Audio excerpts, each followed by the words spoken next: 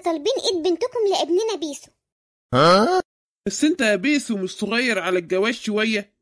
لا يا عمو، ماما قالت لي لازم تتجوز بقى يا بيسو، وانا بسمع كلام ماما قوي يا عمو. وانت بتعرف تعمل ايه بقى في حياتك يا بيسو؟ انا شاطر قوي يا عمو في التعقيب. اطلع ايه بقى التعقيب ده يا بيسو؟ رأسي يا عمو جامد جدا وصعب قوي قوي، بس انا بقى شاطر فيه وكل مسابقة بكسبها. هو يقصد ان ده في وقت فراغه، لكن في العادي بينزل مع ابوه المحل. يا سلام عليك يا بيس. قول لي بقى بتعمل ايه مع ابوك في المحل يا سيدي؟ طبعا يا عمو بساعده، بنزل له بعد الظهر اساعده كام ساعة كده بحالهم يا عمو، وبعد العصر بقى بخرج مع صحابي نروح الكافيه نتعلم التعقيب.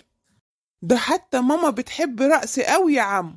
انا ابني اسم الله عليه هو الولد الوحيد، ابوه بقى مجهز له شقته من كل حاجه، ناقص بس العروسه. العروسة اللي هي بنتي يعني تقصدوا كده؟ ايوه يا عمو طبعا بنتكم.